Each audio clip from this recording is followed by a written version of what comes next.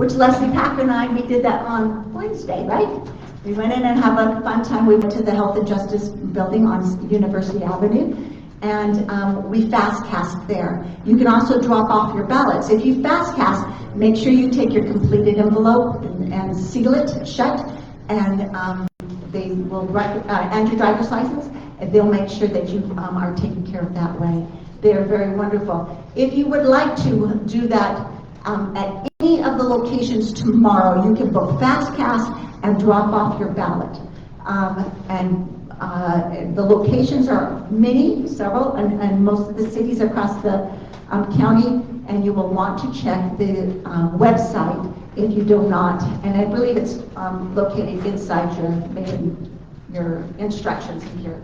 To check the website, the one that's close to you. For me, it would be Pleasant Grove City. I know Orem has 2 locations. One is the St. Francis of Assisi Catholic Church, and Center Point. Provo has a couple locations in Saratoga and all over the place. So make sure if you're not voting now, if you have not or do not, I'm not thinking it's in our group, but if you know somebody that is not registered, they can register. And I have the instructions here tomorrow, and these are all of the ways that you registered with the type of information that is needed. I have that up here after the meeting, and you may look at that.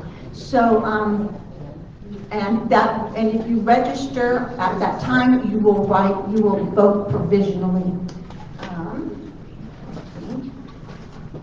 And if I miss anything, Mike will fill in the rest of that for me. I just want to say that tomorrow is going to be a very interesting day. That Ronald Reagan was the governor of my youth in the state of California, and he was my first president that I was able to vote for as an adult in 1980. He said, I love this quote, he says, I think that here, we have to be strong, we have some tough times ahead of us, and it's times for us to be bold and brave. Reagan said this, that was me that said this, the future doesn't belong to the faint-hearted, it belongs to the brave. Ladies and gentlemen, I want you to remember that no matter what happens on Wednesday morning, or whatever day it comes in, but whatever happens after the election results, we're going to be fine. Greg Gutfeld said, I was sharing this with Pam Grange, our president-elect, that he said that as Republicans and conservatives, that we filter everything through God, family, country, several different things, and then politics. Where people on the other side of the aisle, they filter everything through politics. In that sense, I'm not saying that across the board, but generally speaking. So it is so important for us to be brave and bold in this very historic time for us. With that said, we will start our program that Lee Jean so thoughtfully put together, as she usually does, right here. And our program will begin with an invocation, which will be given, I have it here in front of me, I have the wrong paper, by Shirley Ricks. We'll be giving our invocation, followed by our VFW will, Timpanogos Post will post our colors. That will be Commander Craig Thorne. He's with us. Following Craig, posting our colors, and yes, our colors are going to be over here, and as you can see, it's because the vault is not big enough to accommodate the flags. We tried every which way to do this. So, again, bear with us. After our Pledge of Allegiance will be given by Catherine Acey, followed by our Americanism, and we will go to that point.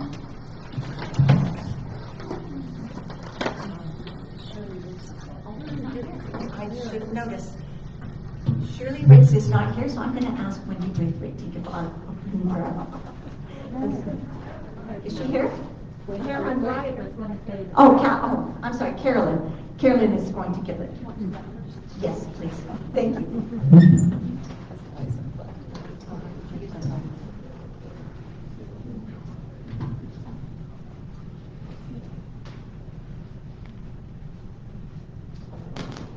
To pray for people I love so very much has been a thought that I have opened and closed to every day for a long time. Bless your hearts. Our dear Heavenly Father, how grateful we are to be here today with Dr. Kennedy, with Randy, Suzanne, and the list is long. Our good people, your true patriots. There are people here who have fought wars. We are grateful for their bravery. We are grateful for their sacrifices. We ask you to bless us, Heavenly Father, that we too can be warriors for good, that we can be warriors for understanding. We pray for those who are running for office, that all of them will be safe from harm. We pray for our country, Heavenly Father, that it will truly abide, that we can continue to be a light to the world and a friend to the world. We pray that this nation will endure in liberty and in wisdom and in kindness and in love. We pray to be inspired by thee in the things that we do. We are grateful for the opportunity to meet you today. We thank thee for life itself. We say these things in your beloved Son, Jesus Christ. Amen.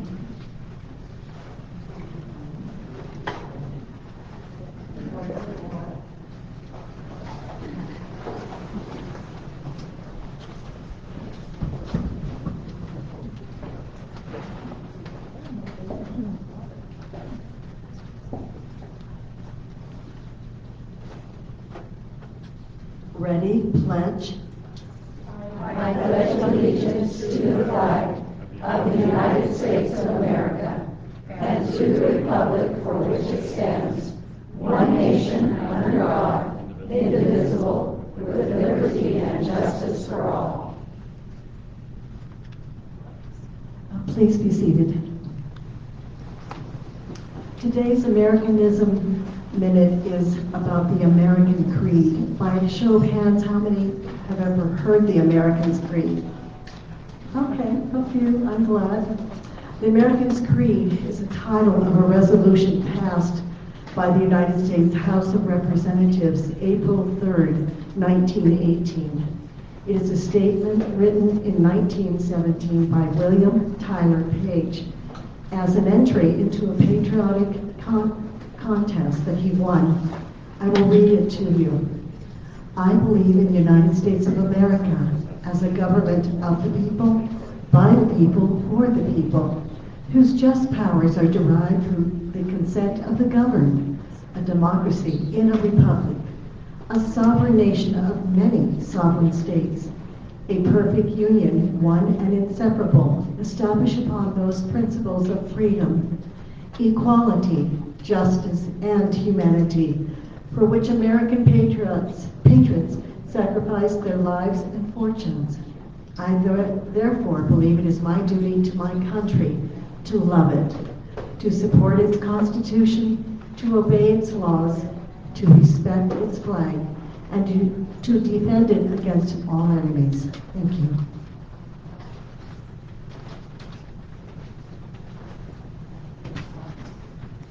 Thank you, Catherine. She is always willing and able to help at any given point. I so appreciate Catherine AC for all of her help each time.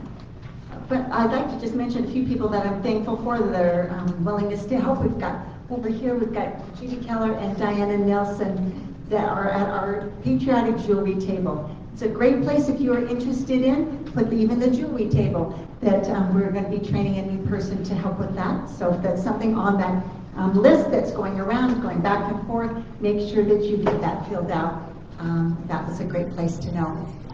Also, we have on the back of our program, or that page of our program, a list of loads of people who help all the time. One of the people I wish to always thank is Holly Williams, who helps with our coordinate all of our food for the luncheon. Today, helping was Julian Tate. Where is she? she is. And then Leslie Packer back in the back, so helpful I'm grateful for people who help last minute and are always faithful no matter what as well. I also want to recognize any elected officials. I'm not really seeing any. Anybody who's currently an elected official, just make sure you contact them and say, we have a meeting, come and join us. One of the things that you need to understand is that our number is significantly less than it usually is because of our change of location, because of the library and their scheduling and all those kinds of things. So we appreciate you being able to bear with us at this time. I'd like you to spread the word that Gretchen here is live streaming this for us. So while we always appreciate you in our room, first and foremost, if you need to watch it again or have people who have not seen our meetings, make sure you go to our Utah County Republican Women Facebook page and see it there. And I think if you also search on YouTube, we actually have a small YouTube presence there with one other video. So you can see our last month's video with Mike Lee, Senator Mike Lee is there as well. Are there any people who work in elected officials' office? Yes, there's Holly, and then back here in the back. Tell us who you work for. I know, Holly, stand up and tell us that you work for.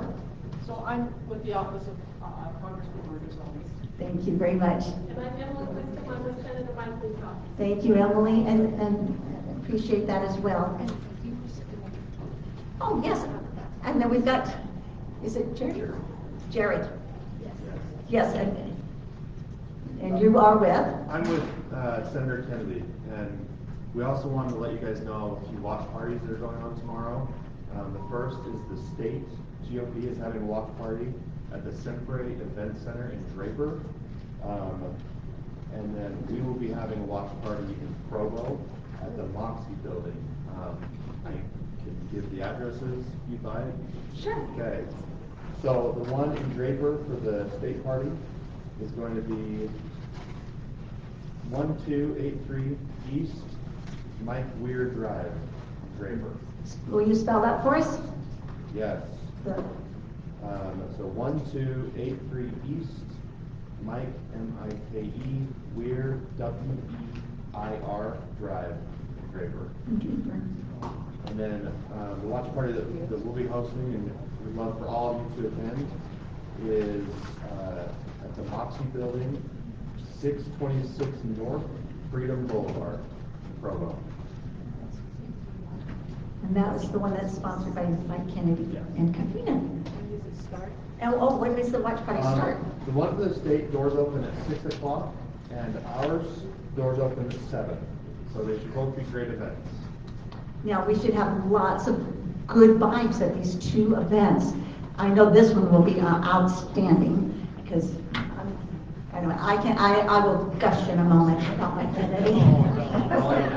We do have bowling in our event, so it is family friendly. Bring all the kids. So. Bowling, you can't beat that. Wow. I want to excuse Lori Berry, who is our membership clerk. She is not with us. She's traveling today, home from a family wedding over the weekend. So I'm going to ask, I'm going to put Rita on the spot. What is our membership like today? What did you have? Our membership has been fabulous over the last few months. So Okay. we have been doing great. Fabulous over the last month, so we're doing great. And again, I'm going to say that because we're on the 4th floor, our attendance may be not as big, but also it's a big day tomorrow, so everyone is getting ready for the celebration tomorrow that's going to happen with the election, right? So busy people, so make sure you spread the word that we're actually on being live streamed as well. So I just want to, in closing, before I hand this mic over to Suzanne, is tell you how much I appreciate being the president of Utah County Republican Women. It gives me opportunity to be able to meet and greet with a lot of people from a lot of different backgrounds. One of the people over the years that I've gotten to know, it started as I was a councilwoman for Linden City, and I got to know Mike Kennedy. He is a phenomenal representative of the people. He was one of the few representatives that would come to a council meeting and report to the city what was happening. And as a member of a city and also an elected official at that time, I was so amazed at his wonderful attitude and interest in things. And to see him now go from a senator, a state senator, to my CD3 representative, I am beyond proud of this moment. And so I know Suzanne is going to tell you much more about him, but I just have to say thank you, Mike Kennedy, for putting your foot into the arena, and Katrina for supporting him in this. My last time, I know I say this sometimes, at least once or twice a year, but Teddy Roosevelt, and if Lloyd Berry were here, she'd say, yes, let's do this, because she loves Teddy as much as I do. But he talks about the man in the arena, and it's not the critic that counts, or the man who points out how the strong man stumbles, or how the doer of deeds could have done them better. The credit belongs to the man who's actually in the arena, whose face is marred with dust and sweat and blood, who strives valiantly, who errs, who comes short again and again, but does actually strive to do the deed, who knows the great enthusiasms, the great devotions, who spends their life in a worthy cause. And I have forgotten the rest, but that's okay. I just want you to know that I highly admire this man, and I'm grateful for the opportunity to have been able to vote for him on Wednesday this last week. And I take great pride in turning the time over to Suzanne Merrill, our advisor to the president. And as she comes forward, I want to remind you, come on up, Suzanne, that we've got the tickets that are at the reception desk. If you did not get one, make sure before the end of the meeting that you get one, but only after Mike is done talking. We have a Trump flag, we have a pink MAGA hat, a pink one, and a red one, and a black MAGA hat, plus 3 popcorns that you can watch your results with tomorrow night. And we will give those away at the end of our meeting, and you do need to be present to have to win. And it looks like good odds tonight, today.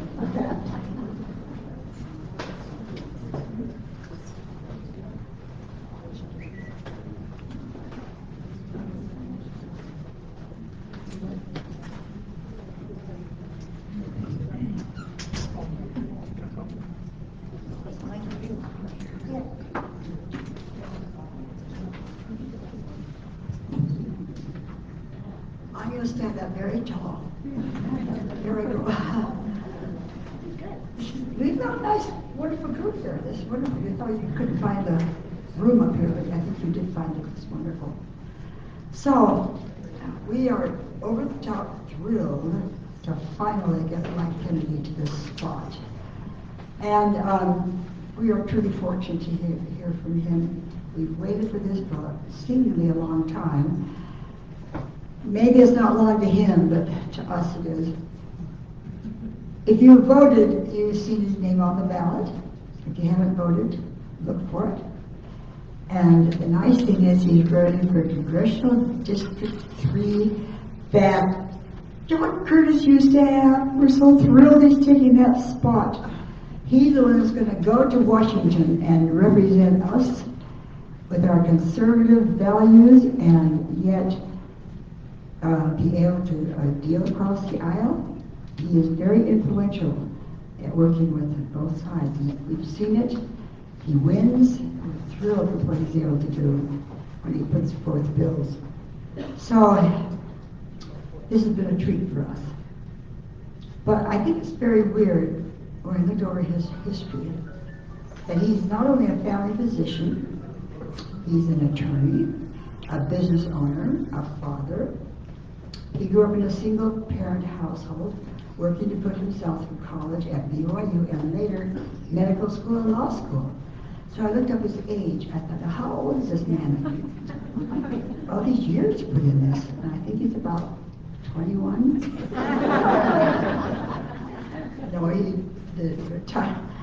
But he works as a physician in Linden, and is a dedicated husband and wife to Katrina, his wife, right here. Of 31 years, and above all, a father of 8 and a grandfather of 9. Now, I don't know how this man could do it, but he's done it. So we're thrilled to have him representing us. And we're having questions on cards today. We've had a lot of good questions come on in, and we're going to turn the time over to Michael, and if his wife has anything to add, we're happy to hear it. She has a good eye on him, and that's wonderful. Thank you, everyone. Here's the time it is. Mike Kennedy, thank you. Let's give him a round of applause or something.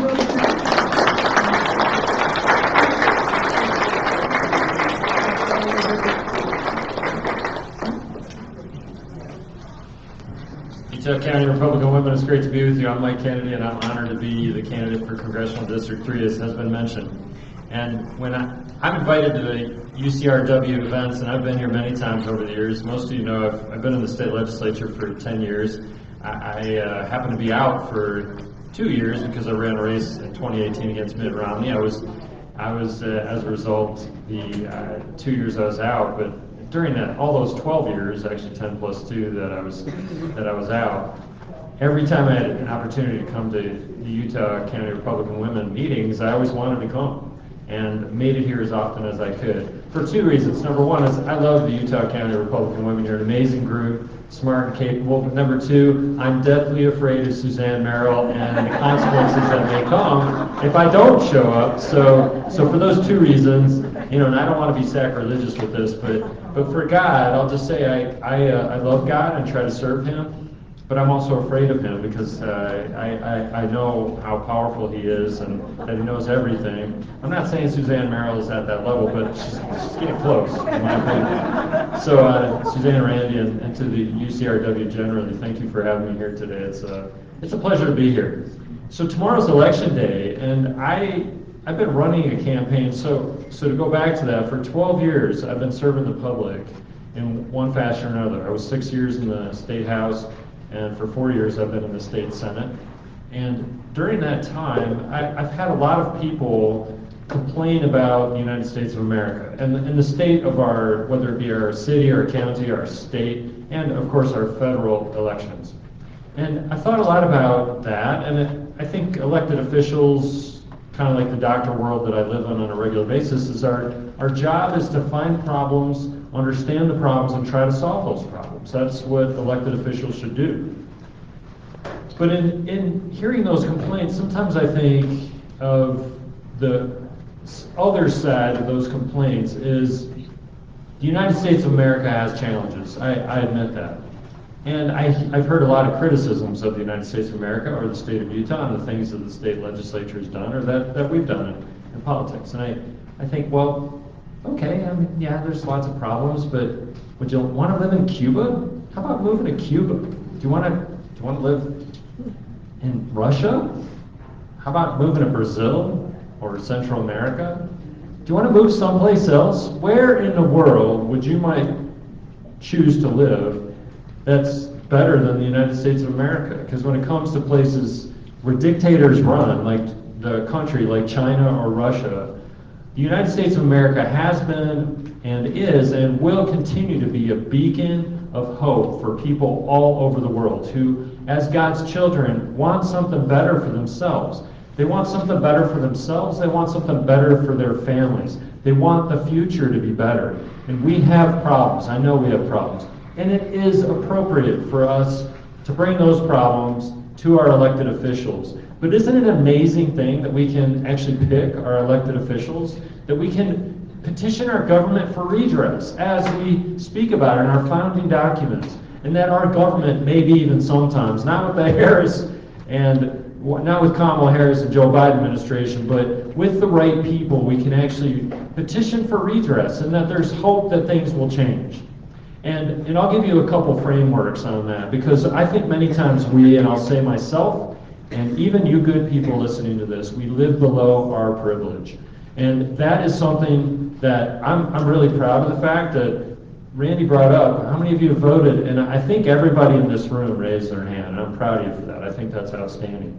My question to you is, who within your circle of influence has not voted, has not seen the privilege that it is to vote, and has not stepped into that, what I would prefer is a ballot box, not the mail-in ballot process. But anyways, they haven't gotten their ballot because they haven't even registered. But there's still opportunity for them to register. And Randy, you're entirely right. Let's find those people within your circle of influence. Let's contact them. Have you voted? And can you exercise the privilege?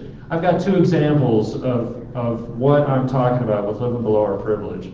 I have 9 grandchildren. I'm so grateful to have those 9 grandchildren. They're amazing. And I pray for their future and want the future to be better for them. And I have a grandchild. How old is Corbin? Corbin was gathering Halloween candy this past week. Corbin is 4 years old. And I heard a story from his mother that he was out trick-or-treating, and he's being pulled in a wagon just a few days ago on trick-or-treating. He gets his first little bit. Oh, Dustin's 2. Dustin is a little Dustin? Okay. So I'll go to my other grandchild who's 1. Okay. So the 1-year-old's being pulled in a wagon. And he gets his first little allocation of candy at the first house. And it's a little, what was it? This is why I bring my wife so I can get the story right. Okay, it's M&M's. I love M&M's, by the way. They're delicious.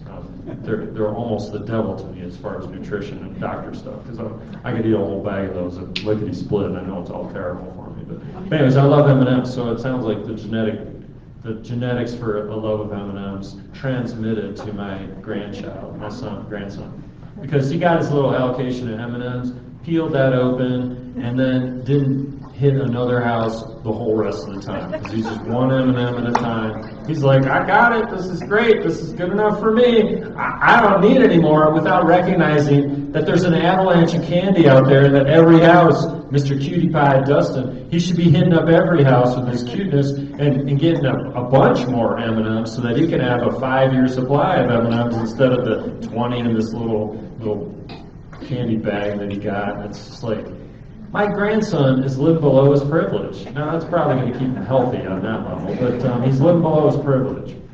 Another time in the past, and this is, I think, analogous for all of us, is how do we live below our privileges? I and other youth leaders brought a young men's group. It was actually the 14 and 15-year-old young men in our church group. We brought them to Yellowstone National Park, an international destination, a place that even people in China know about and want to go see Old Faithful, the geysers. How many of you have been to Yellowstone, by the way? It's amazing, isn't it? Yes, I figured, and if anybody in this room, I think a few hands didn't raise, has not been to Yellowstone, you need to go, ASAP. Wintertime's an amazing time to go to Yellowstone. So my family, so my son was in the group, and I was going to go, and along with other adult leaders, we planned this event to go to Yellowstone. We brought this group of, there were probably 10 to 12 young men associated with this group, and we brought them to Yellowstone. The mistake that was made, and I'll admit, I started the plans and then I was asked to do something else, so I didn't continue the plans. I don't know if I would have made this mistake, but the leaders that came in after me continued those plans, but in those plans, they borrowed a cabin from some of my neighbors. This was no cabin. It was a 3-level ping pong table, pool table, and a bunch of, so it's probably 3 or 4 bathrooms, and a bunch of bedrooms, and all the boys were sleeping, not really, I mean, so thankfully I had another room that I could sleep in. I was there with my son.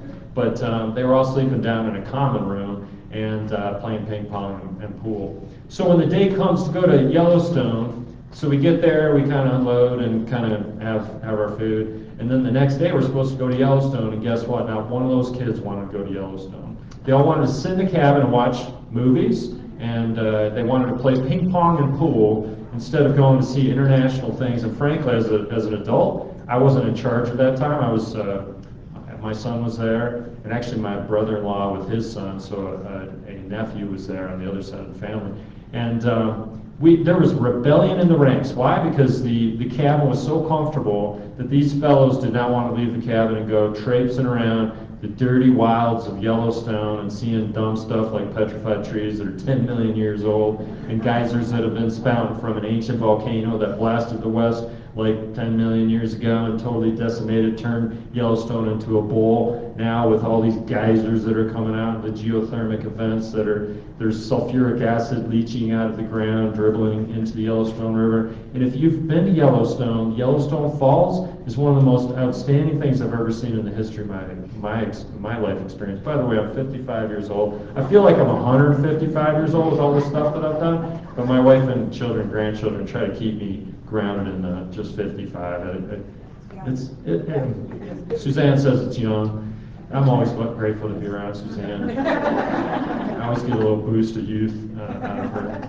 So at Yellowstone Falls alone, just to stand, if you've been at the base or at the second Yellowstone Fall, and they've got a platform that brings you out over the river, and you can actually look down on the falls, and I could spend hours just watching that water drop and feeling my stomach drop, my heart drop as I'm watching this amazing event, frankly created by God for the joy of us and for our amazement and for a sense of deity that comes out of just watching natural things that are far beyond our own meager powers.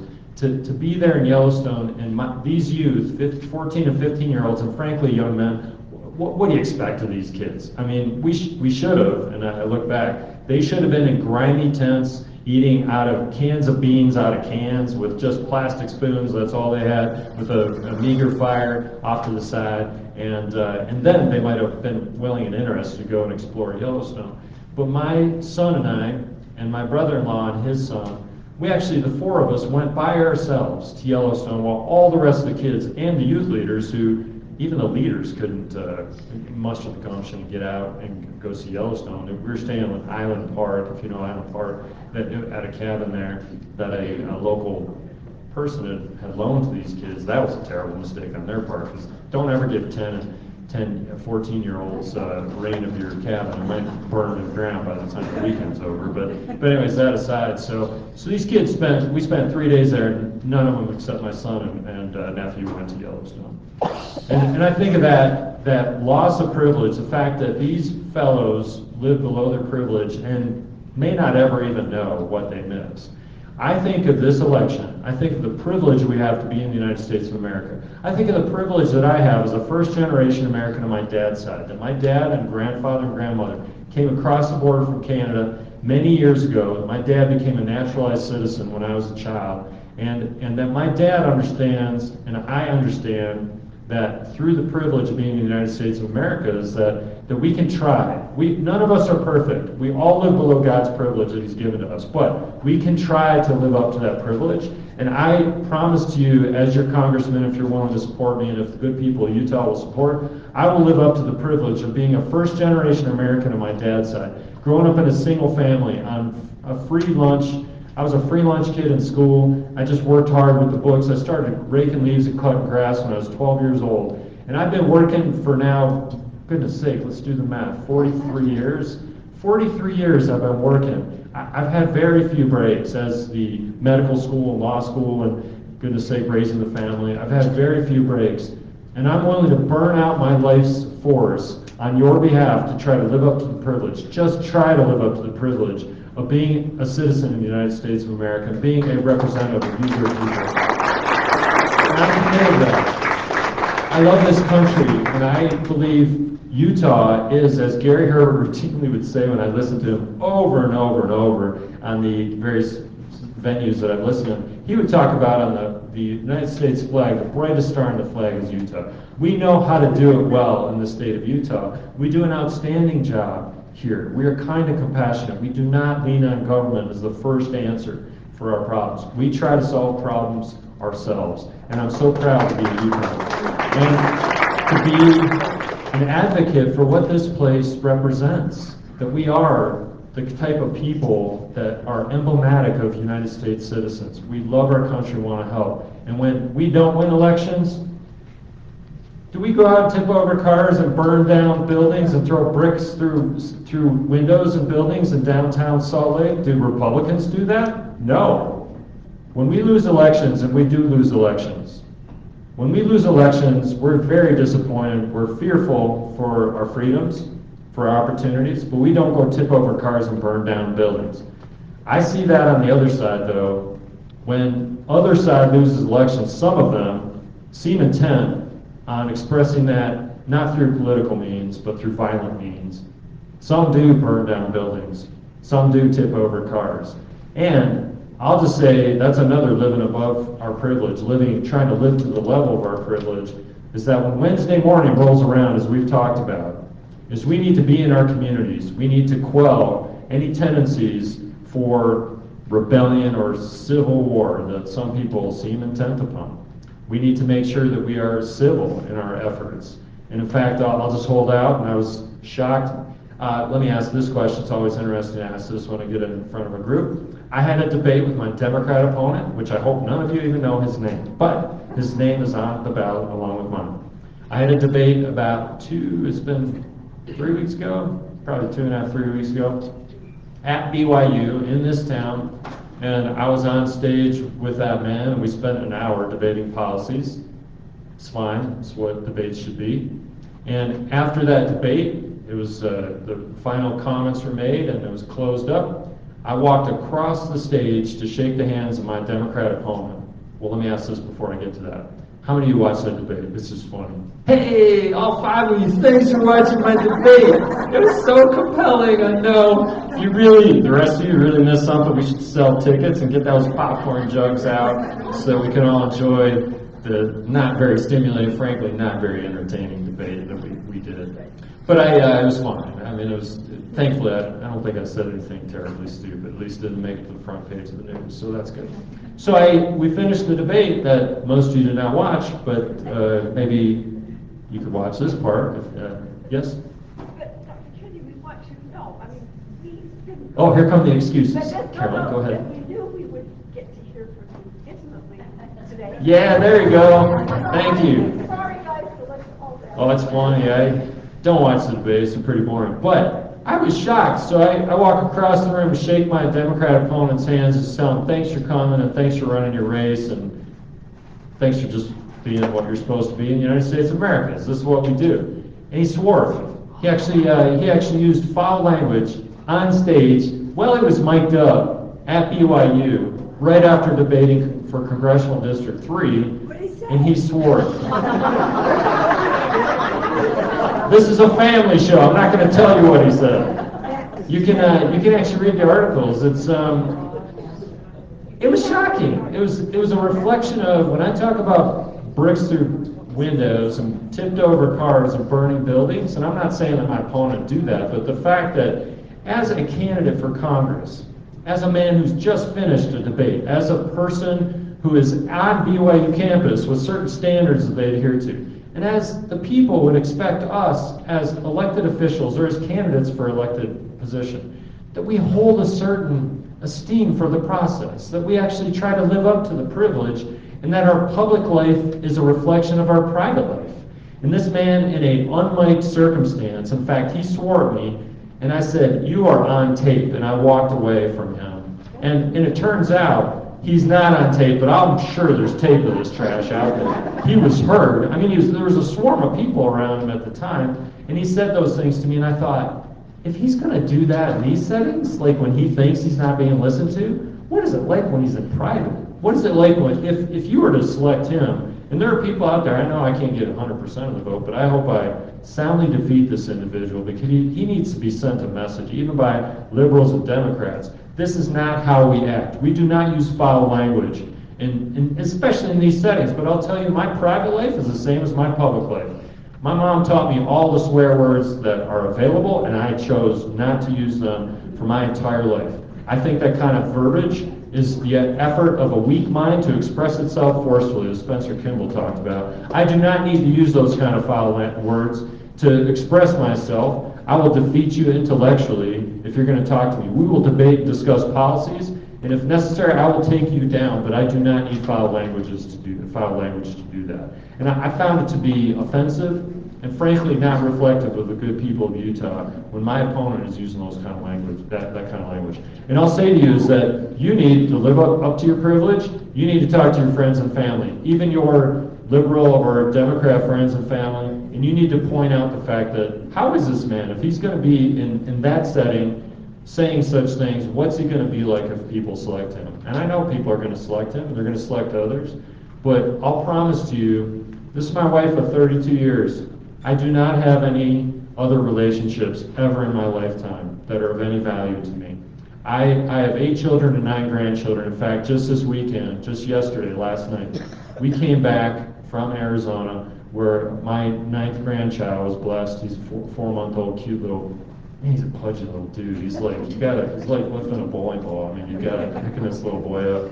He's his mother's feeding him cream on a regular basis.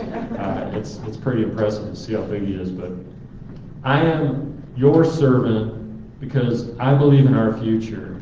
Our future is in my family and in your families, and I believe that is the framework that we should have as we look to our future. That grandchildren and great-grandchildren in the distant future, when none of us are even here, that they can look back not even knowing that we did the work that we did, but we did it together, we did the right thing, and we were able to execute on those things such that they don't even know we did it, but they're better off as a result of what we're doing. And I know you feel that way, but that's my lens. When I consider policy and I'm looking at the weighty issues that I'll have to confront, if you're willing to select me as United States Congressman, I will always use that framework of what is good for our great-grandchildren, because if we're making short-term decisions for long-term problems, we will continue to push our country closer to the precipice of destruction, and I'm not interested in being a party to that. So, okay, that's a little framework, and did you have something to add, my wife? Okay, this is my wife, Katrina. By the way, I would say she's an equal partner. When we started running these campaigns 12 years ago, this person who is very capable, she does not like the microphone, but she's extremely capable. We're equal partners in this process. And I wanted to actually call out, we have a Utah County Republican woman in training in the audience right now. She's kind of slouched. Where's my daughter? Where's Lily? Okay, way in the back. Lily, would you wave to the crowd? This is my daughter Lily. She's 15 years old, and she was great. She's been waiting for this event for weeks as well. Just thrilled to be here. But actually, Lily is an outstanding person, and she, out of our 8 children, is our last one that's in the house. We have 2 at BYU right now. All the rest of them are out of the house, and we're so proud to have our children. But Lily's UCRW in training, and anyway, I hope as a group you're reaching out to these young people, and I'm grateful to have her here today too.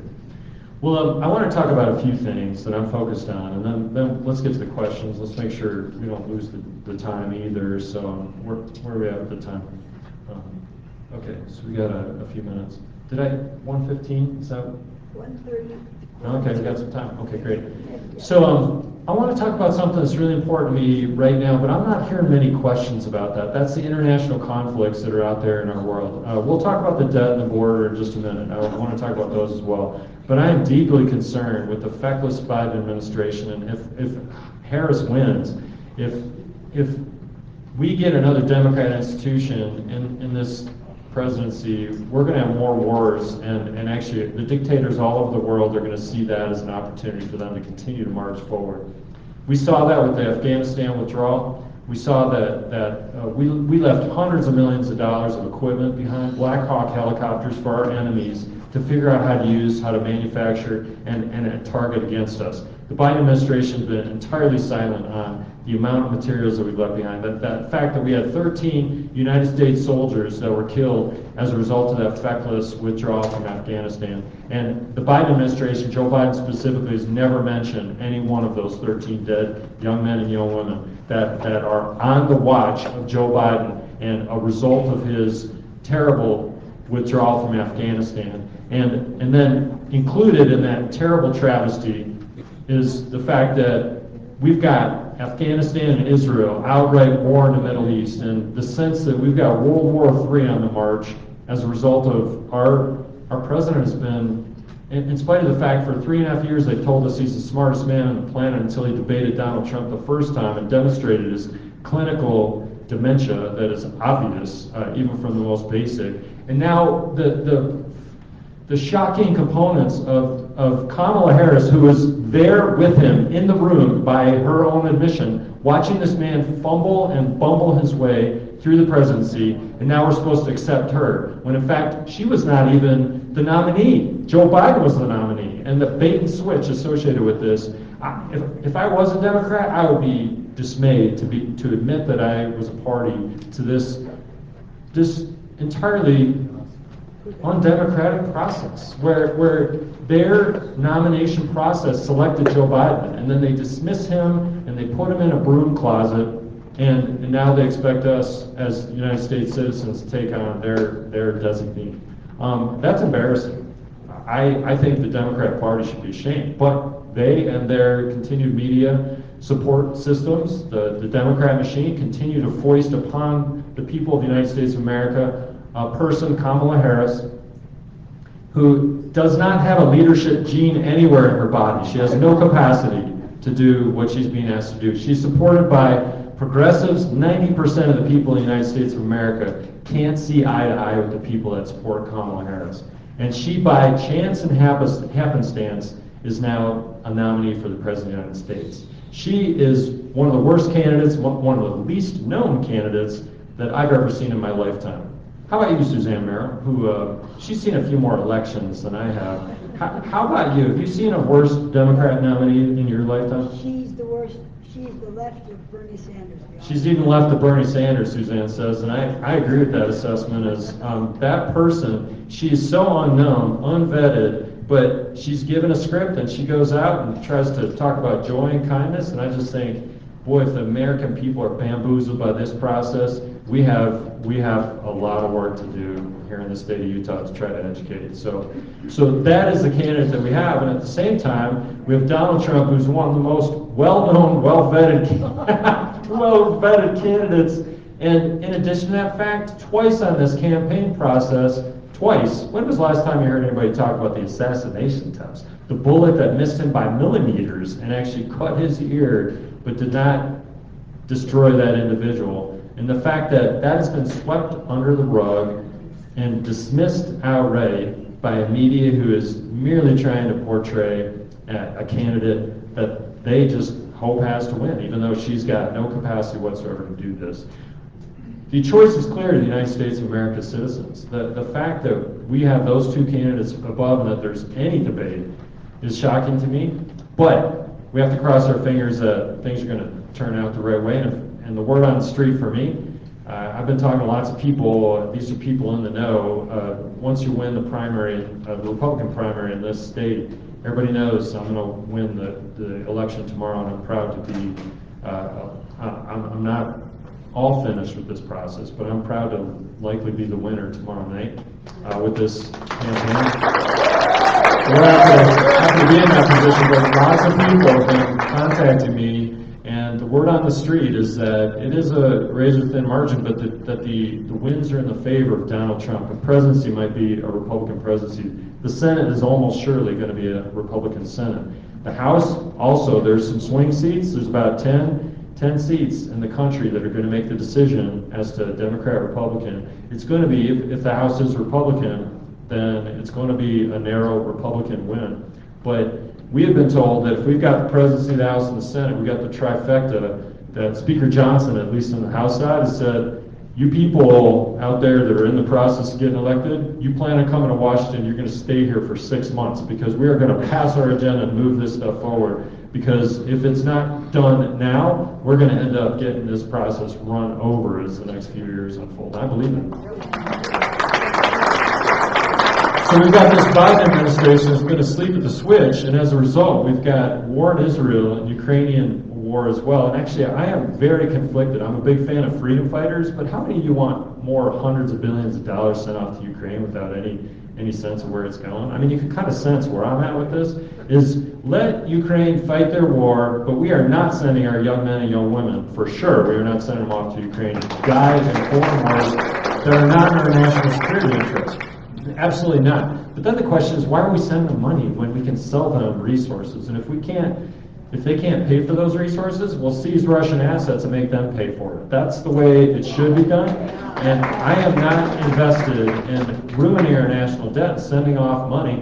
For goodness sake, there's wars possible all over the country. Freedom fighting, good people all over the world that want their freedom. The United States of America and our grandchildren are not to bankroll foreign wars that are not on our best national security interests. So that's how I feel about Ukraine. When it comes to Israel, I stand firmly with Israel. And my general philosophy on these international wars is we should, like Teddy Roosevelt talked about, is we should speak softly and carry a big stick. When it comes to the United States of America, we are armed to the teeth, but we are a peace-loving people. We love peace, and we want to promote peace, but if you're going to toy with us, we will destroy you outright, and we are not going to tolerate any sort of offense to our people. And when it comes to those sort of things, I feel strongly we need to make sure that we are supportive, but again, in Israel's case, we are not sending our young men and young women to Israel to die on foreign soil for causes which are not directly implicating our national security interests. So I just want to make sure you knew these are my stances.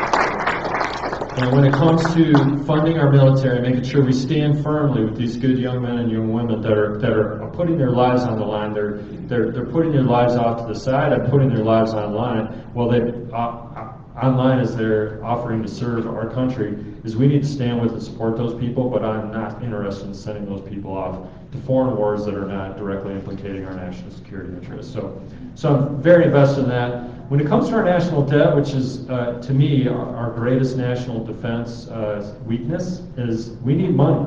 Why do we need money? We need money to buy gasoline, diesel gas for tanks. We need money for missiles. We need money to pay our soldiers. We need money to keep our military in operation. When our national debt continues to spiral out of control, we continue to raise the debt limit, when we continue to use a credit card, the credit card of our grandchildren, to pay for things that are not necessary today, that we're violating the very promises that we make to our grandchildren. And I am very concerned about our national debt. And I'll also say, as Republicans, they are part of this process. The Democrats and Republicans for the past 40 years have been inappropriately spending the money in the United States of America. Once again, the framework that I have is my 9 grandchildren. I hope I have more as time goes by. Matter of fact, we have 4 married in our family, so I mean, goodness sake, I'm going to be swamped in grandchildren someday, which would be great. I'd love to be just grandpa, funny old grandpa sitting in the corner reading books to the kids while other people take on all these things. But right now, I'm there to work. I'm ready to work and serve the people. But the framework that I'm using is we need to look to our children and grandchildren, make sure that we're not spending money inappropriately. So, how many of you know where is the money being spent? The non-discretionary versus discretionary money that we're spending. Many of you have heard this from me before, but where's the money primarily going right now? Oh yeah, there's a bunch of money being blown away on the CHIPS Act, Green New Deal, I hear that as well. When it comes to non-discretionary funding, where are those? It is, huh? Oh yeah, the debt is a disaster, but even our debt is not swamping what is Social Security, Medicare, and Medicaid. 65% of our national debt is Social Security, Medicare, and Medicaid. In fact, we sadly, inappropriately, owe money to China, people that have bought our bonds all over the world. But the majority of our debt is owed to ourselves. The promises that we've made through Social Security, Medicare, and Medicaid to people in our country. In fact, many of you are on those programs. And I'm happy to support you in those programs. The country's made promises to you, just like to our military veterans and Veterans Affairs and all that sort of thing. When the country makes promises, we keep those promises. And in the case of Social Security, Medicare, and Medicaid, we keep those promises. But I see, as a doctor, a lot of opportunity with Medicare and Medicaid to get rid of fraud, waste, and abuse and reduce the damage associated with those systems on our national debt. And I want to collaborate and work with all of my colleagues in the legislature, the federal legislature, if you people select me and put me there, to fight our national debt by reforming these programs in a way that is responsible and that keeps these programs solvent and appropriately matched for your needs. But the other piece, I'll just say, I'm not going to touch Social Security. I don't think I have the wherewithal to touch that, but there are lots of opportunities for us to make reforms, because a 20-year-old that's out there starting to work professionally for the first time, Social Security is not going to be there for them the way it needs to be there for you. Social Security was created 100 years ago in a system where there was no retirement funds, there was no Roth IRAs, stock market was really small. The Social Security program, why is it that we have an investment process from the government? The federal government's the worst investor on the planet, unless you have Nancy Pelosi, who's a really good investor. And in that case, yeah, those people, for some reason, her stock portfolio every year outperforms everybody else's. I'm not talking about that. I'm talking the federal government bureaucrats who seem to only be able to waste our money and make it less effectively used. So when it comes to sending me to Washington, D.C., I'm really invested in Medicare and Medicaid and making sure those systems not only keep the promises we made to people, but we can reform them in such a way that we save money, the programs are still functioning in the way that they should, and in addition, our national debt goes down, which I'm very interested in investing in that process. So that is a component of the national debt, and I'll finish my general remarks by going to the border. I am very disturbed at what's happening at our border. As mentioned already twice, and I'll mention it a third time, I'm a first-generation American on my dad's side. I'm proud to be an American citizen and grateful for the fact that my grandparents were able to come here. In fact, on my mother's side, it's not that far back with our family history that they were in Czechoslovakia in Eastern Europe. I have no interest in living there. I have no interest even in living in Ireland, which is, it's a fair place, I guess. I've never been. I look forward to maybe going someday, where it's part of my family heritage. But I'm grateful to be in the United States of America. But if you're going to come here, you need to come here legally. And if you're not coming here legally, you need to not come in that circumstance. So for us, absolutely, Donald Trump needs to win this election. Why? Because the Biden administration has let hundreds of thousands of people across the border against its a feckless fashion. We don't even know who these people are. We don't even know whether or not they have good intentions or not, whether they just want to work, as probably many of them do, or whether they're terrorists coming across the border and they're planting cells all over our country to potentially pop off bombs or do nefarious deeds whenever they can. So our border needs to be secured. When I talk to international businessmen, guess what? When they're applying to work in various countries around the world, I don't care if it's the Central America or South America or Europe, they can't work unless they get a bunch of permits. They can't just walk across borders. When was the last time you traveled internationally? You could just walk across a border and start working and go in emergency departments, get free care. If you end up in Europe or any other country, you're required to have a passport. And if you don't have a passport, you will be arrested and sent back to wherever you came from. All over the world they do that. Why is the United States of America has to be different? And I have concerns about this general process. Why is it that the Biden administration has let hundreds of thousands of people across the border? What is the point behind that? I don't know. That's really interesting. That's what I think. It's the voters, exactly. So the next decennial census, we count bodies, we don't count citizens. And if you let people come across the borders and they all go to sanctuary cities and states who happen to be blue, and then you get those people all registered up, and as a result of the census, those bodies are counted, and political power is attributed in this country as a result of the census. And who gets more representatives as a result of that is going to be in these sanctuary cities and states. And so I think there's some undercurrent associated with this, because otherwise it makes no sense, except for the fact that it's a political ploy to try to pander to a certain population. But with that, we seal our border with Donald Trump's election, and then we make legal immigration more possible, more feasible. We make legal immigration more possible and feasible. Why?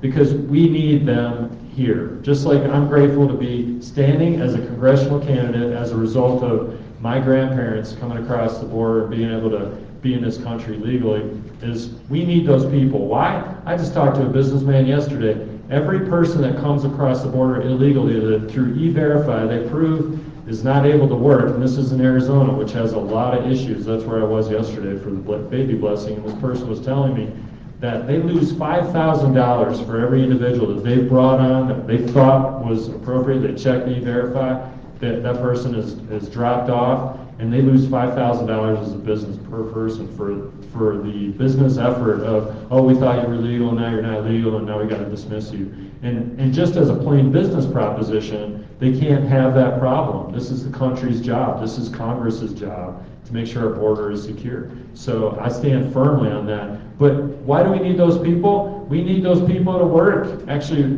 we have work deficits all over this country, and in the state of Utah, we have them everywhere. I keep hearing workforce issues over and over again, that we want those people, the smart, capable, hardworking people who ultimately are Republicans. These people, they want freedom. They want the better future for their families. And they are happy to pay their taxes if they can do this legally. And right now, sadly, the Democrats and the Republicans have been unwilling to find a solution to this. So I'm deeply focused on making sure that legal immigration is easier than illegal immigration. I want to make sure that we can do that because we need these good people. They are smart, they are capable, they are God-fearing in many cases and hard-working people. They want a better life for their families, just like my family wanted, and we want to support them. We want to bring them over here and allow them to work legally and let them send the taxes to the federal government that they're going to pay. So there's ways to do this, and I'm focused on those things. Border security, I want to make sure that we are reducing our national debt with appropriate government reforms.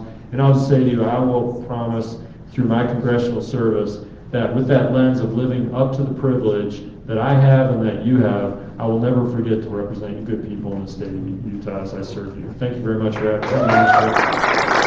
Now let's get to some questions if that's all right.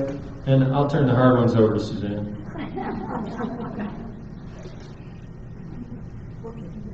Oh, I did. Somebody left. This is a funny one, right? No, not the goldback, but somebody left a card. I'll start with that one because as a doctor, I'm like this. Yes. So turn in your questions if you got them. How many of you like daylight savings time, the termination thing? Raise your hand if you like it. Okay, if you like it. So thanks. How many of you want to see it go away? Raise your hand. Trying to get a sense of things. As a doctor, this is like time zone switch. All of you have experienced jet lag associated with just traveling across time zones. It just feels swampus for a bit.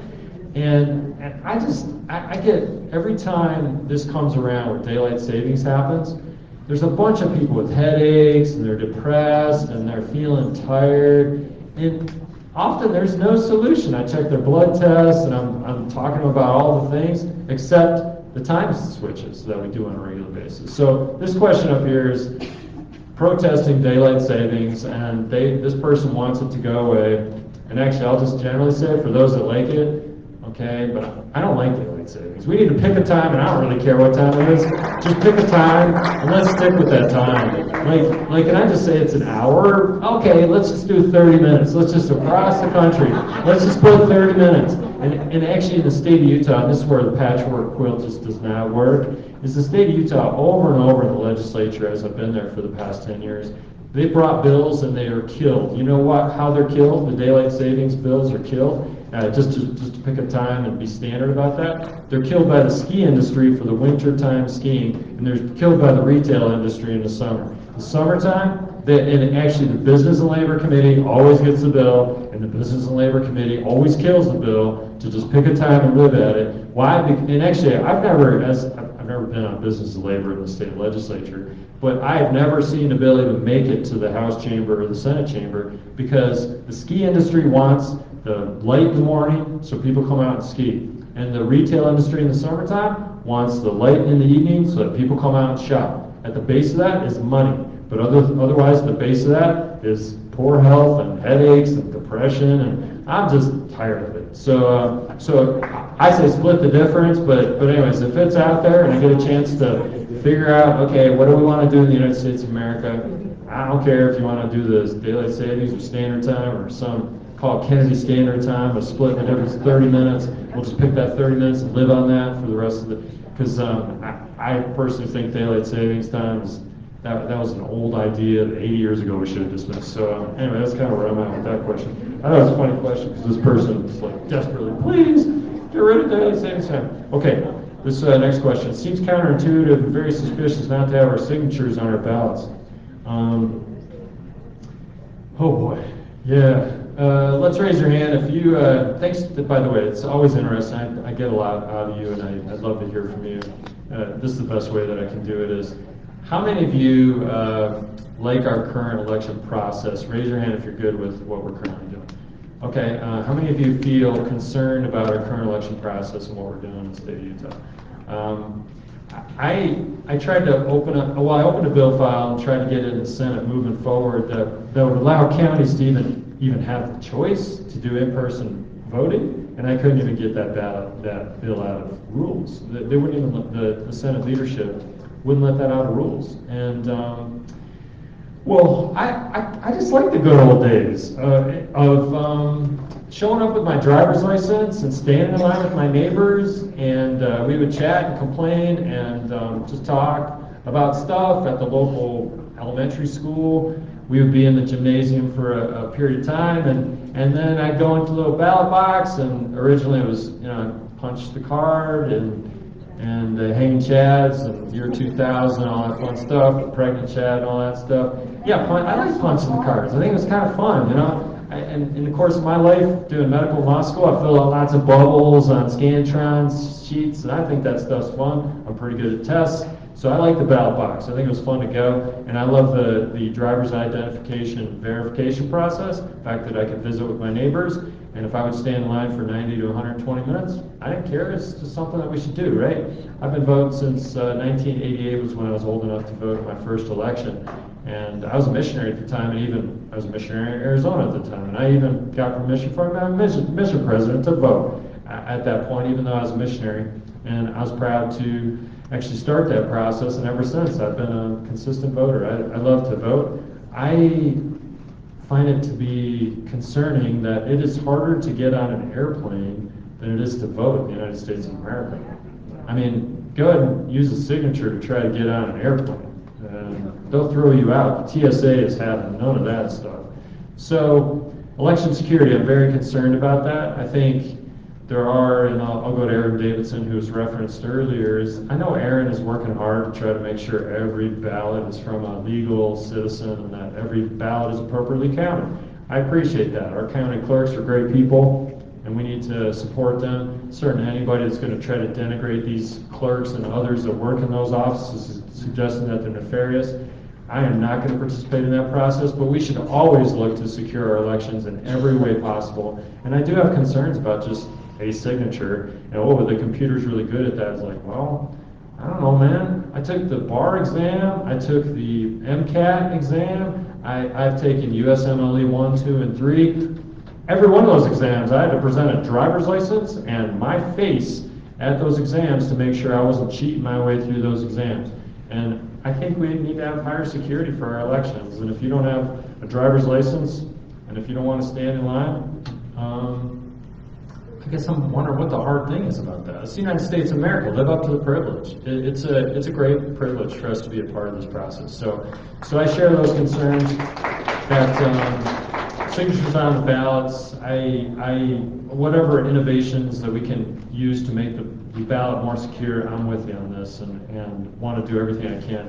Although let me ask you this: as a state legislator, that's a big deal for me to make sure that we're doing our part there. What role should the federal government have in controlling state elections? What is your response to that? Should we have absolutely, no bueno, and nope, the federal government, if there's any bills coming across, which the Democrats just recently tried to move, is let's make a basic standard for the whole country of how we vote.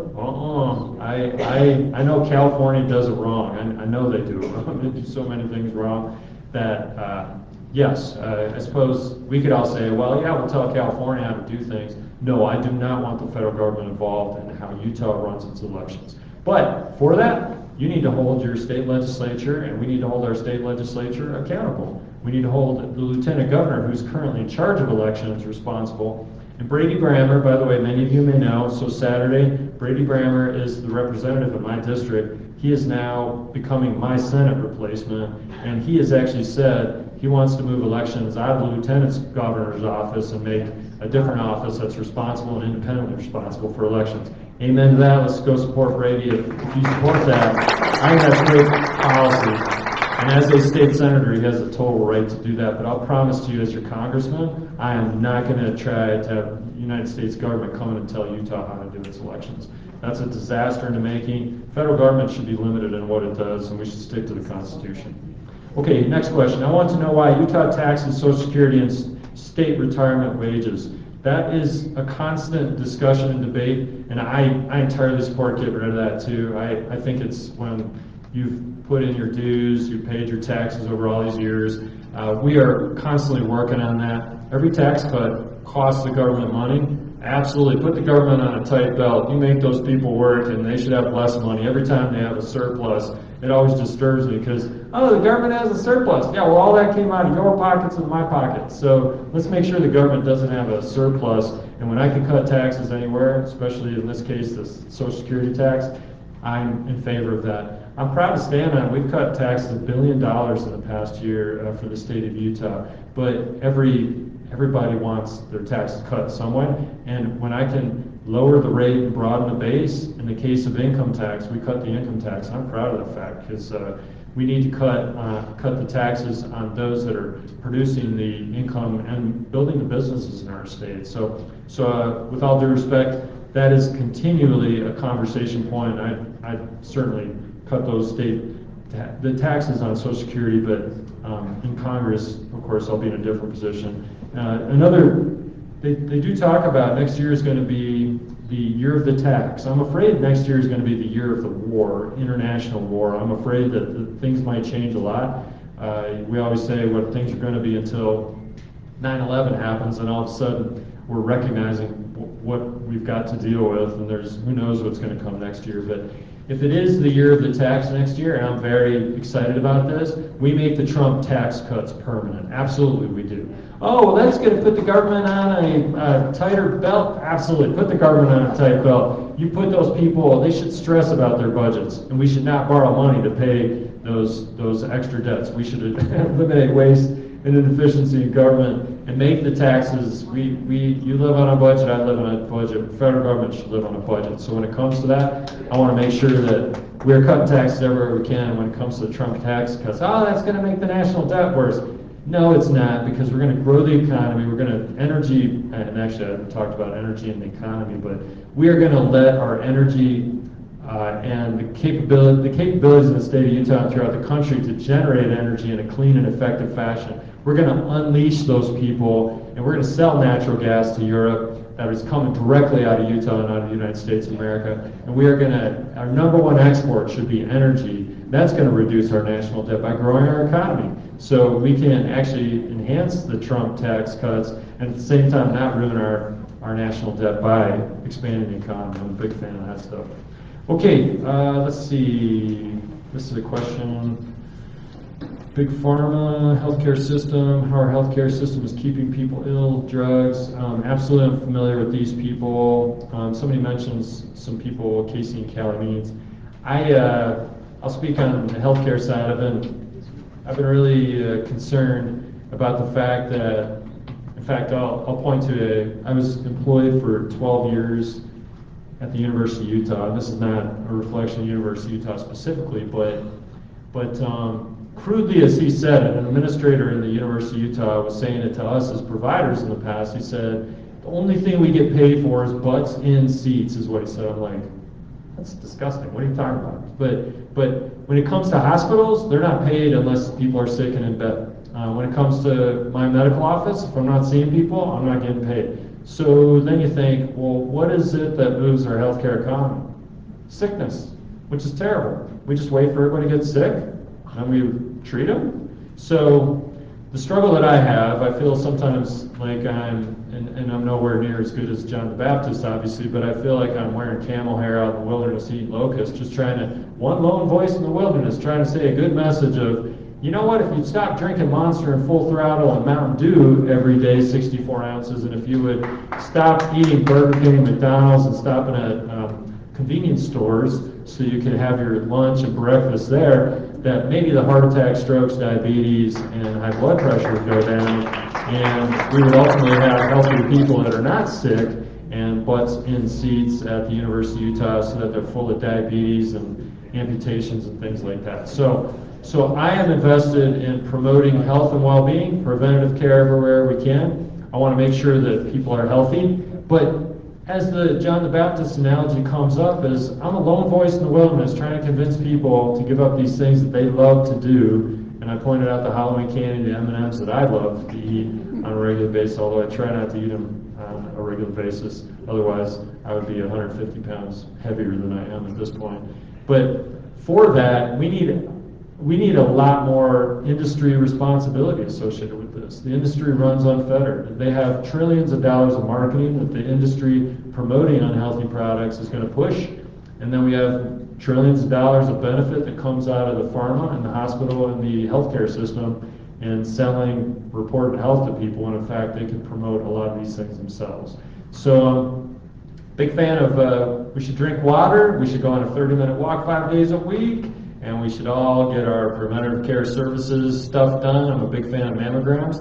And anytime people suggest that as a Republican I don't care about women, I've ordered more mammograms and helped find more breast cancer than anybody that is possibly in the federal legislature that's coming up. So big fan of supporting women, helping them through these things. And when it comes to this, we need to look to ways that we can rein in some of the marketing that's going on to promote some of these things that are not healthy and promote health and well-being in different ways. Let me ask you though, is this a federal or a state thing? And I'd leave that to the state. I mean, there may be things that the federal government should get into, but maybe there's a comment in the back. Go ahead, let's open it up a little. Go ahead.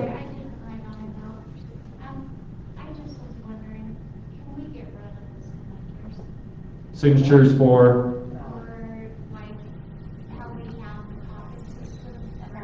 Oh, interesting, SB 54. Yeah, off healthcare onto SB 54. Love it. If you're ready for that. So I voted against SB 54 at the very beginning. I think this SB 54 compromise has been a terrible compromise. It's divided the Republican Party, and all we are doing now is fighting for these things. We've got the Phil Lyman, Governor Cox process going on at this point. And it's sad to watch. The Democrats, Brian King is happy to see Phil Lyman and Governor Cox as Republicans tear apart the Republican Party, enhancing the likelihood that we're going to get a Democrat governor, which I don't think is going to happen. But when we divide Republicans through the signature gathering process, we're only weakening ourselves. And on that note, SB 54, I'll say first, that bill came, that's where the signature gathering compromise came in. And that started, I think it was 2015. I voted against that at the beginning. I saw it for what it was. And in fact, Kurt Bramble, Dan McKay, and Gary Herbert, all three, Gary Herbert is the governor that signed it, Kurt Bramble, senator that sponsored it, Dan McKay is the House member at the time that sponsored it. All three of them have said in public meetings that they wish they'd have never moved that bill ahead. I don't think it's been anything but bad for us. Can we get rid of it? Is to your question, and I've tried to get rid of it. In fact, Dan McKay has tried to get rid of it, and we can't get the legislature to move ahead on that. Why? Because it's easier to buy $20 signatures times 3,000. That's easier for the legislature to buy those signatures and get on the ballot than it is to deal with delegates going through the caucus convention process. How about if we said that they couldn't hire anybody? Well, and so yes, we can talk about SB 54 and possible adjustments to this all day long. There's really interesting policies. I've seen no stomach in the legislature for the past 10 years. I've seen no stomach in the legislature to change this because all the incumbents benefit from it because they can just pay for signatures. And when you talk about reformation, all of them are incentivized without the public necessarily being aware of this to just leave it the way it is because it's really easy. In fact, the audits, there's no provision in SB 54 for these audits to audit these signatures. And I don't know if that was unintentional or intentional, but when I ran against Mitt Romney and he dumped a pile of signatures in 2018 on the governor's office and they just said he's certified, was there any money or any system set aside to audit that process? No. So he just got on the ballot without any hesitation. This is, and I don't want to get bogged down on this. Thanks for your comments. Because I got these other people have submitted these, and we'll get to these best we can. But the initiative referendum process is really interesting. I'm not a big fan of initiatives and referendum, but if you want to change SB 54 and your legislature won't do anything about it, guess what? Yeah, you just need to get a number of signatures. And you can hire people to help you do that, apparently, in this state. So I guess part of my point is if the legislature continues to be stone-faced cold on this issue and they are not willing to address it, maybe the people in a good way need to use this referendum initiative process, try to move some reforms on that, which is where Count My Vote came in. And when you had those people running Count My Vote, they were threatening to run a referendum, and that's where SB 54 came from. And I think it's been a mess. I'm not supportive of SB 54, never have been. This person says, let's see, Please expound and don't laugh it off, is what they say at the very end. Okay, I'll try not to. I've worked hard to encourage my children and others to vote and take politics seriously. As I sit down with people to help them with their ballot, you see a candidate running for president, Lucifer just in case. How does that kind of thing get on the ballot? How did Lucifer just in case get on there? I don't know. Actually, I don't know. I don't laugh that off. Actually, my family, I took a picture of my ballot and sent it to my family, and my mom commented on. Actually, it was kind of sad. My mom's a great lady, but she thought that was serious. She's like, oh, that poor Lucifer, just in case, his mother must have really not been thinking right when she named him that. I'm like, Mom, this guy is a clown, and that's not a serious name. But how did he get on? I don't know. I mean, we couldn't even. Was it signatures? So, and then gathered enough signatures to be on the ballot as a Green Party candidate or whatever? I don't know. And Lieutenant Governor said, often says that they follow the rules. Wow. It makes a clown show into our ballot, and I find that to be entirely inappropriate. Again, it should be harder to achieve the ballot than it is currently, and I'm with you on that. I've tried to move legislation and policy. But no, I don't laugh this off. I think my family was disturbed by that. My poor mother, her blood pressure went up a few points when she read that. She was feeling bad for the kid. I'm like, the guy's a clown. He's not. He's not. His mother didn't do that to him. Okay, next question. Can I comment on the Aaron Davidson, Gordon Gray situation? Aaron being investigated. I'm afraid I can't. Aaron's. So, who's asking that question? Just set this up for me as far as Aaron. So, is that the Mike McKell thing? That's your question? Okay. And is this because he's following elected officials' ballots? No, why is he being investigated? Is there a reason for that, or is it valid, or? Is this part because he was following Mike McKell's ballot? Something about that. It's because he looked at it. Various ballots. We publicized it. He also He was tracking public officials' ballots, is what I read about.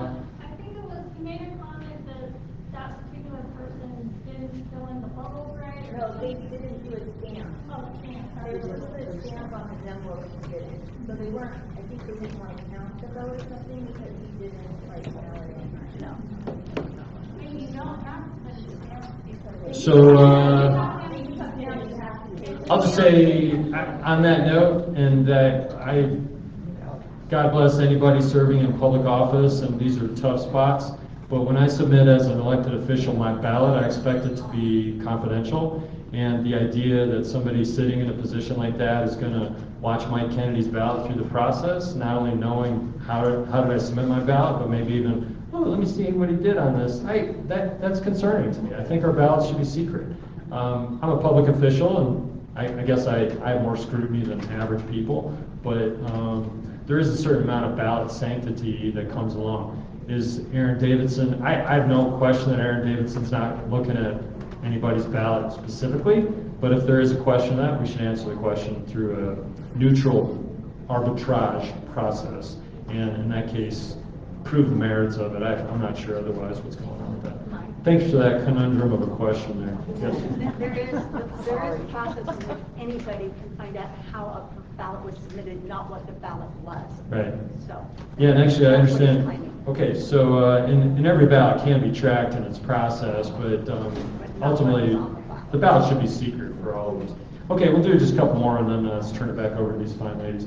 What do you consider the biggest issue facing Utah residents at this time? What do I consider, or what do you consider? Actually, it didn't say who, so I guess it'll be me. What do I consider the biggest issue facing Utah residents at this time? I think housing is a massive issue. It's my children, grandchildren, your grandchildren trying to find a place to live. We want them to live around us, and they can't find any place to live. You buy a starter home in the state of Utah for $400,000 or $500,000. How are we supposed to expect these kids to come out of any kind of education and then take on that kind of mortgage or spend the rest of their lives trying to pay that off? And especially if we have a Joe Biden, Kamala Harris sort of economy. So I think housing is a big issue, and Mike Lee has a great proposal for that. Another issue we confront is 60+% of our land is federal land. How about the Houses Act, where Mike Lee says if there's federal land contiguous to a community, that we could, that community could buy that federal land at a retail price, the federal government gets the money, and we could build houses on that with the necessary roads and sewers. It makes perfect sense to me, because one of the problems that we have is we're landlocked associated with this process. So, big fan of Mike Lee's Houses Act, but when it comes to fixing the housing crisis, the federal government should get out of the way. We should reduce taxes on these products that it takes to build a house, and we should get all these wackadoodle regulations that are on the process of building a house and make it all more expensive. And that's going to cut the cost of houses. But so I'll cut taxes wherever I can, but when it comes to that, this is not, the federal government only messes things up, so I'm not interested. Reduce the interest also. Reduce the interest, absolutely. There's ways to do this, yes. Residential. Thanks. I think there's a bunch of policies, but in general, get the government out of the way. The government is usually creating problems for us in doing these things. Okay, last question. What would it take to eliminate universal mail-in ballot voting in Utah, as well as going to paper ballots, photo ID, and election day, eliminate SB 54 signature gathering? We've talked a bit about that already. The legislature has no stomach for this, but if you, and I'll finish with this to emphasize once again, living to your privilege, is if you want to see these things change, and there's a whole new slate of representatives in the state legislature coming in to the state legislature. My question to you is, no raised hands on this, how many of you know who your state legislators are? How many of you have been to a campaign event to support that state legislator who you support, or if you find a state legislator candidate that is not somebody you'd want to support, how many of you spend time and effort walking the streets, handing out flyers, donating money, or calling your friends to have a little community meet and greet for state legislator X, Y, or Z? And I say that to this great group, and I know the kind of people that you are, and I bet most of you have done those kind of things. But if you haven't, and your legislature is moving in directions you don't like, my advice to you is wait till the next campaign season. You find people you can believe in, you get behind and support those people. Because with that privilege that we are all trying to live up to in the United States of America comes responsibility. It is painful. It takes your hard-earned money. It takes your hard-earned time. But it is a privilege that we all should exercise to be a part of these processes.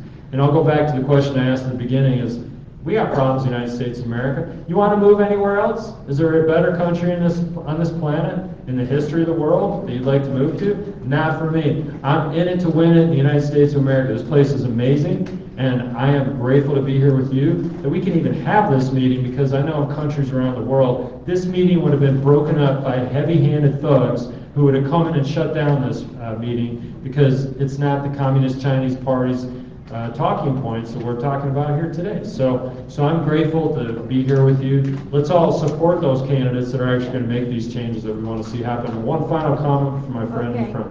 Let Europe support Ukraine. Absolutely.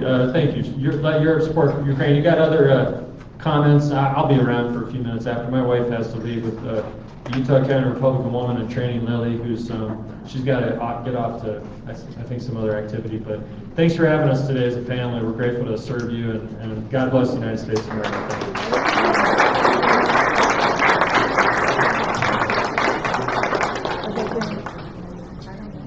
Are you going to draw the tickets right now? Thank you so much, Mike. Let's give him one more round of applause.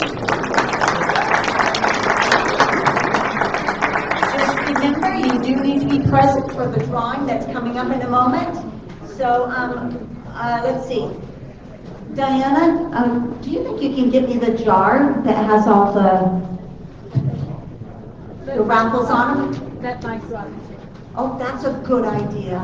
We'll have my drive. Let me just say that I usually do dress up a little bit more, but I had to wear my Trump band shirt today.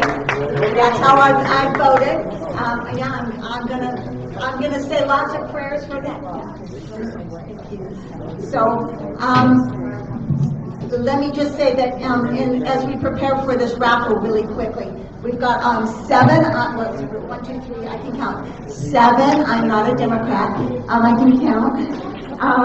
Items. Once I call your number, once we call that number, you get the first person gets their first pick of what they'd like.